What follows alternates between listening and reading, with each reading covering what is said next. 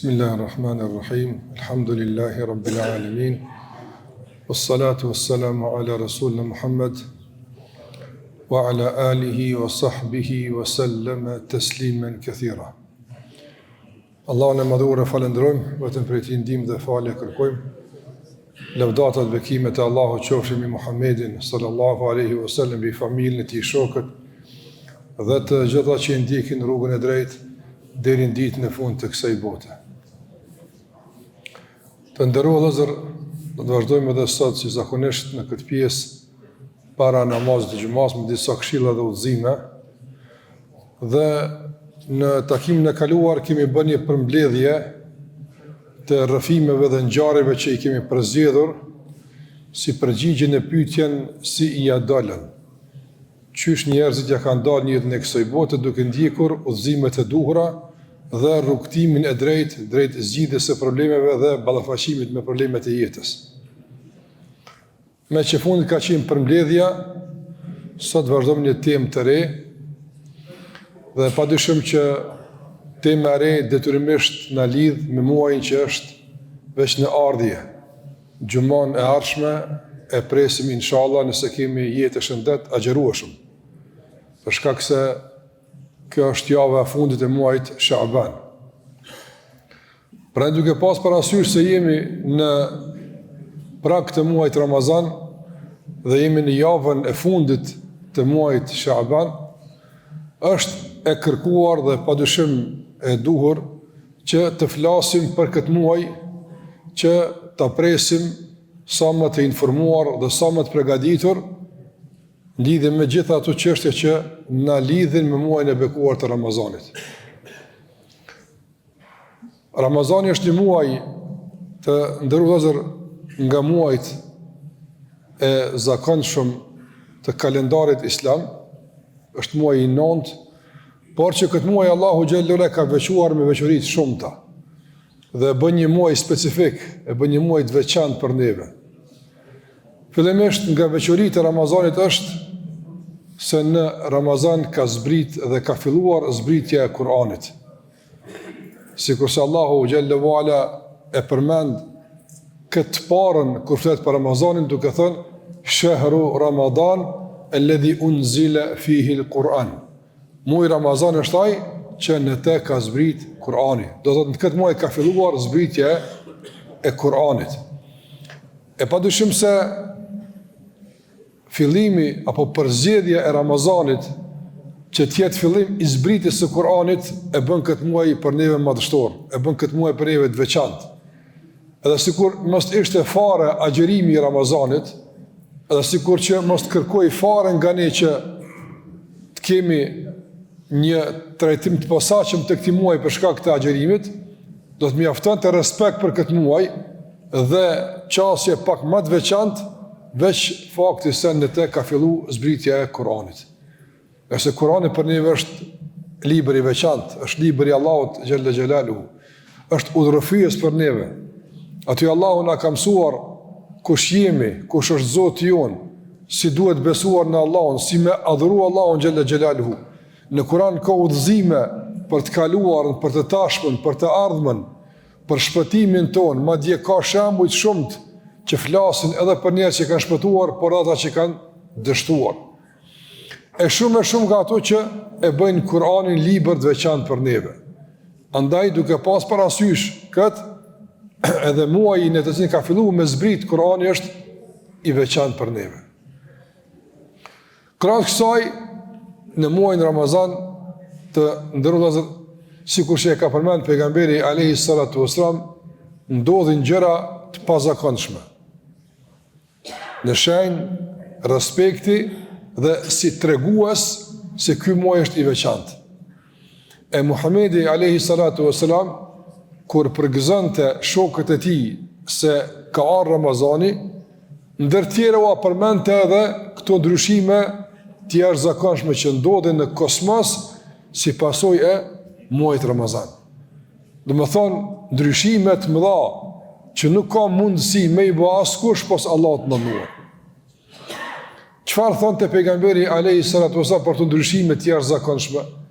Për këto do të thotë zhvillime që ne nuk i shohim, por besojmë se ndodhin për shkak se në ka informuar për to i gjithdijshmi, përmes atij që ne i besojmë atij, Muhamedit alayhi salatu wasalam. Ndër tjera thonte Muhamedi alayhi salatu wasalam kur përgëzonte shokët e tij për Ramazanin, thotë në këtë muaj hapën dyert e qiellit dhe hapën dyert e xhenetit. Hapja e dyert të qiellit vëllezër është madhështore. Nuk ka mundësi ta bën këtë askush pas Allahu xhalla xhelaluhu. Që na do një pjesë të vogël ndoshta të thjesht e shohim, por atë realitetin e qieve, ato 7 qejnë, ato nuk i shohim. Janë shumë në lartësinë të larta, që veç Allahu e din sa është madhësia e tyre, e sa është gjerësia e tyre e kështu me radhë. Ne në raport me disa planete që na rrethojnë jemi një grimcë e vogël. Në raport me planete që na rrethojnë, afër i kemi e jemi një grimcë e vogël. E çfarë të menja në raport me qiejt, domthonë që nuk u din fundin askush pas Allahut azza wa jall. Që tregohet për madhështinë e Allahut xhalla xhelalu, për dominimin e tij, për fuqinë e tij xhalla xhelalu. Andaj Allahu i hap këto porta për treguar robëve tij se tashmë pranimi i lutjeve, tashmë pranimi i adhurimeve është shumë më i mundshëm, shumë më i lehtë se në çdo situatë dhe në çdo muaj tjetër. Andaj hapja e dyre qiellit realisht është një lloj mirëseardhje për robët e Allahu xhallahu ala që të kthehen ka Allahu xhallahu xhelalu, që të hyjnë në mëshirën e falën e Allahu xhallahu xhelalu. Sikur që për shembull një njeri nga bujaria e tij edhe nga dashuria për mosafirt, jo që i fton hajdeni, por edhe mon derën qel, hapë e krajgjet, do s'ka në me marrë leje, kur dëni hajdeheni, nga bujaria dhe mirësia që e ka.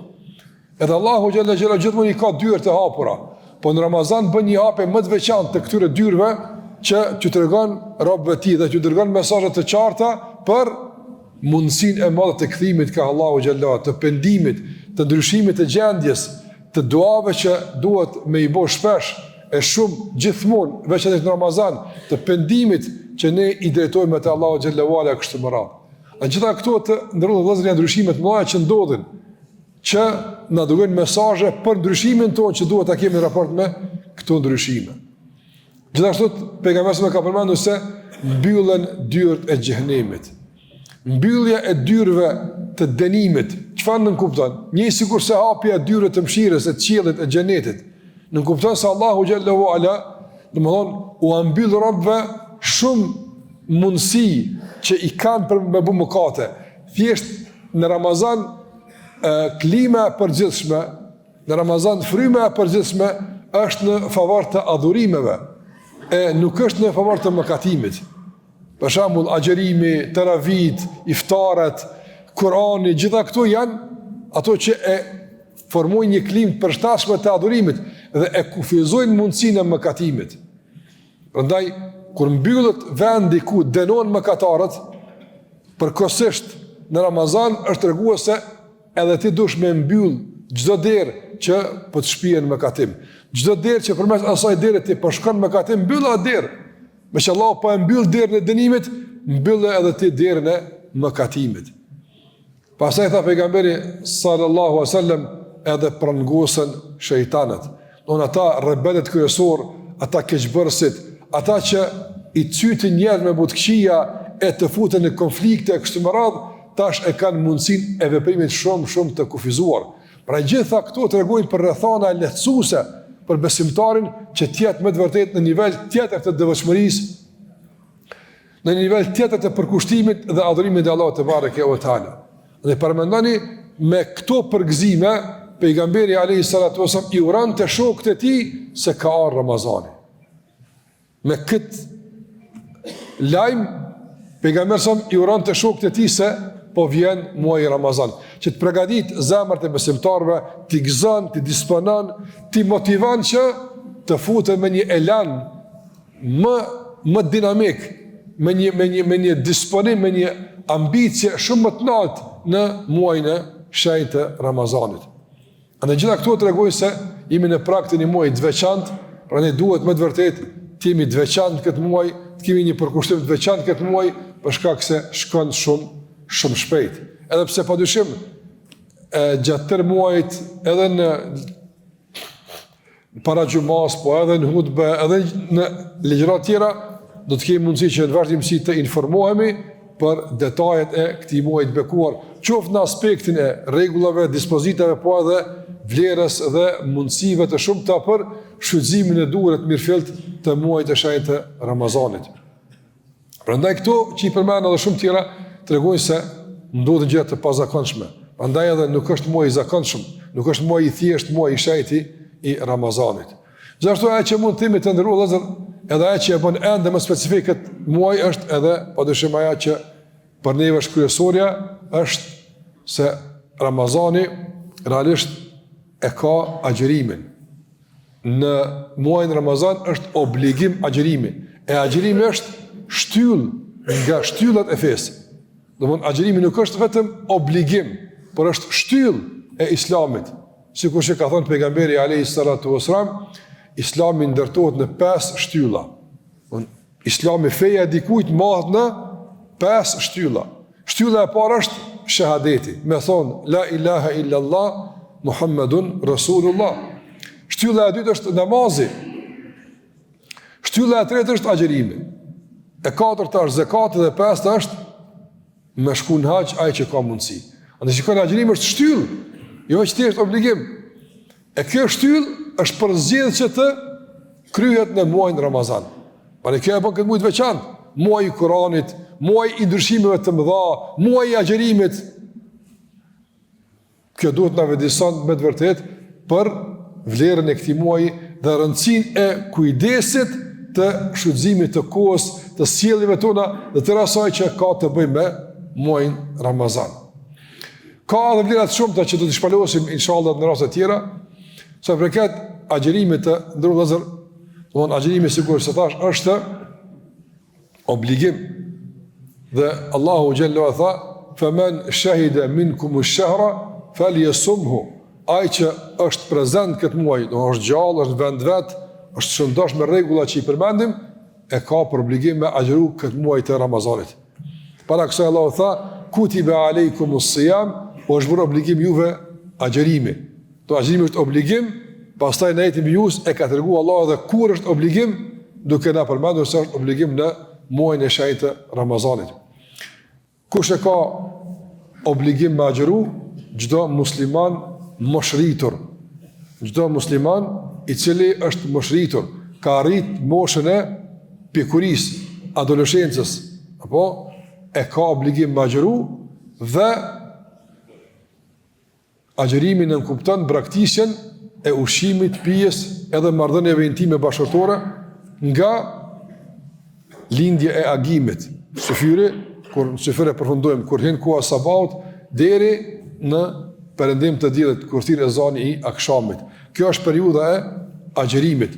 Gjatë kësaj periudhe obligohemi të braktisim këto 3 gjëra që i përmenda. Është obligim për çdo musliman moshritur, pastaj edhe nga ata që kanë obligim, domthonë ai që është mentalisht i shëndosh, i kupton gjërat, e kupton se ka obligim dhe nuk bën pjesë në ato kategoritë që lirohet nga agjërimi. Kush lirohet nga agjërimi? Të ndërruar vëllezër, Islami është fe që lehtëson punët e besimtarëve, nuk i ngarkon. Merr parasysh rrethanat e njerëzve, situatat e ndryshme. Mirë po, nuk duhet njeri me i dhonë përgjigjeve të vetës vetë. Me thonë, unë s'po gjinoj se s'po moj. Duhet me pyt. A je në kategoritë që lirosh, apo nuk je në kategoritë që lirosh?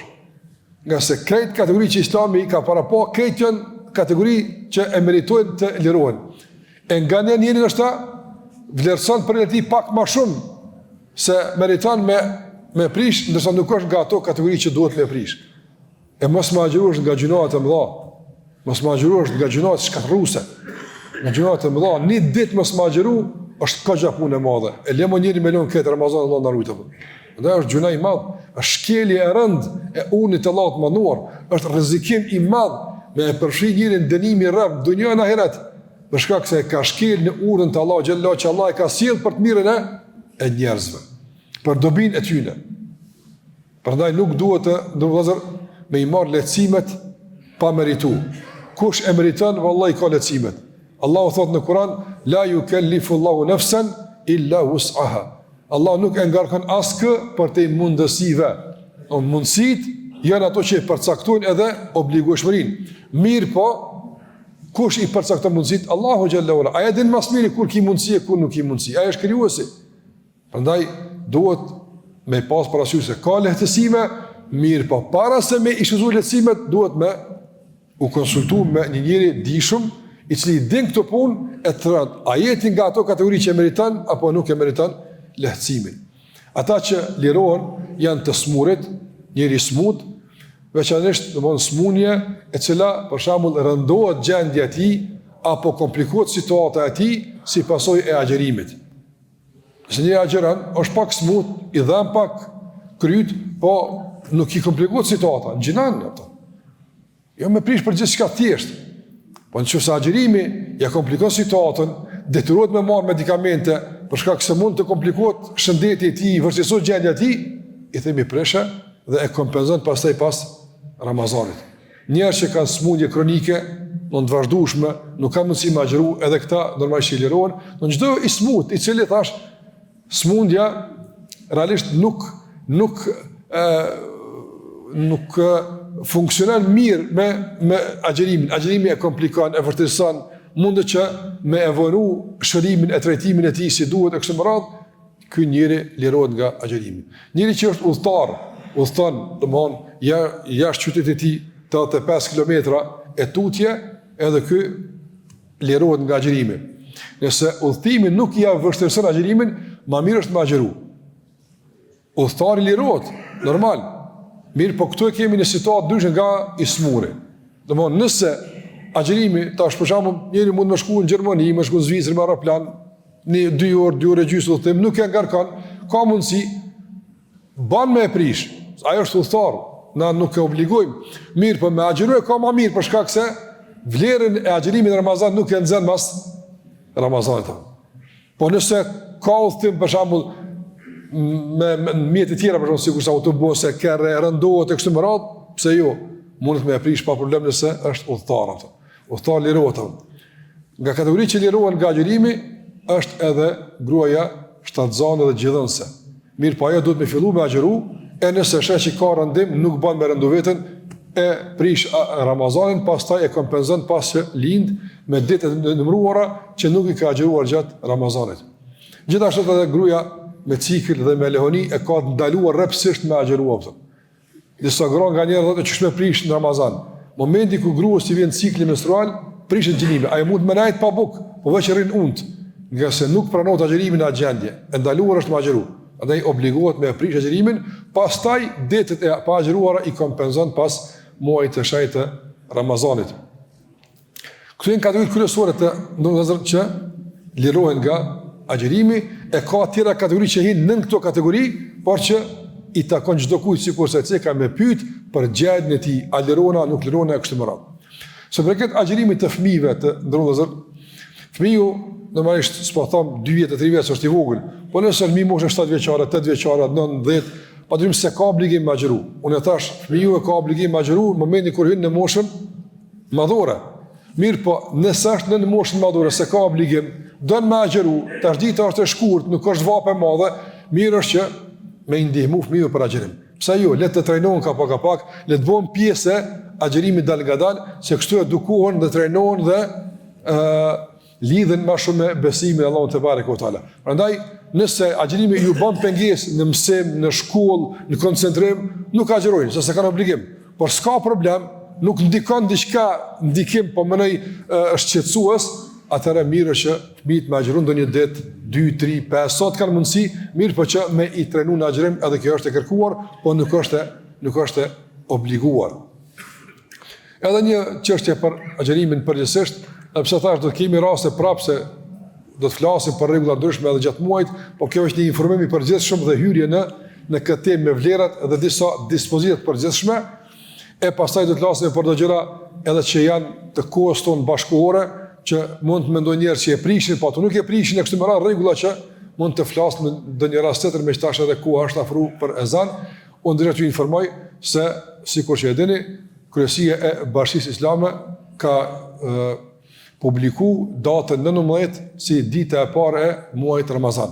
Do me datën 19 shkurt ne fillojmë agjerimin, që i bie se me 18 shkurt në yatsi natën ne fillojmë namazin e teravive.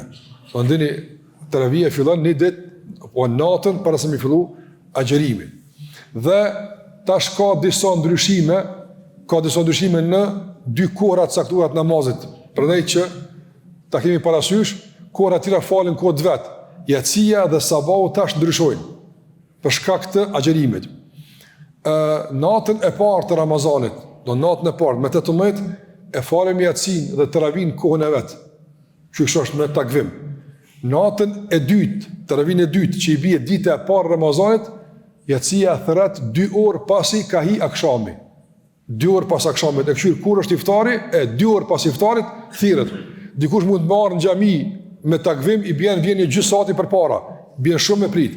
Kështu që keni kujdes, ditën e dytë të Ramazanit, ditën e dytë të teravih, po do të thonë, e që bie dita e parë e Ramazanit, yatsia thret 2 orë pas kohës së akshamit. Don akshami mund të jetë në 5:20-25, nuk më di saktësisht, apo i bjen që yatsia thret kur 7:25. 5:15 akshami, 7:15. Do në 2 orë mas akshamit thret ezani yatsis dhe i falim teravit sikur se kemi falë zakonisht dhe gjithmonë. Edhe sabahu ka ndryshim. Tash sabahu thret zakonisht 1 orë para se me lindilli. Dhe hym në farz në xhamin ton 40 minuta para se me lindilli. Kjo është rregull, kjo është koha e zakonshme. Në Ramazan ka ndryshim, për shkak se syfyri e imponon ndryshimin e kohës. Ne falim brenda kohës, po tash falemi në fillim të kohës, jo në fund të kohës. Se koha namazit ka fillimin edhe ka fundin e vet. Prandaj e falim sabahun kur 20 minuta, masi që të përfundon imsaku. E keni të imsaku përfundon kaq 20 minuta nga koha e imsakut thret ezani. Kur thret ezani sabat, e falim sunetin si zakonisht dhe falet farzi sabat. Prandaj kemi parasysh të kohra që ndryshojnë për shkak të muajit Ramazan. Aktiviteti do të ketë inshallah si zakonisht edhe mukabele, edhe ligjërata nga më të ndryshmet, do të kemi rastin që të dëgjojmë edhe nga hoxhallarët e tjerë musafirë në xhamin ton. Lutë Allah xhallahu që të na lehtëson këtë muaj, ne pa Allah shëndet, bereqet, dashni, respekt mes veti, lehtësim që ta kalojmë si më së miri dhe më së lehti këtë muaj të bekuar të Ramazanit dhe i shprehim Allahut falënderimet tona dhe mirënjohjen e pakufishme për mundësinë që na jep me agjëru këtë muaj të bekuar, nga se ne fitojmë shumë këtë aspekt dhe ngritemi dhe pasurohemi në aspekt në shpëlime dhe punëve të mira. Zoti ju shpërbleft, ju ruajt, ju dha shëndet e bereqet, me kaq për edhe fund. Wa sallallahu ala Muhammad wa ala alihi wa sahbihi wa sallam tasliman katira.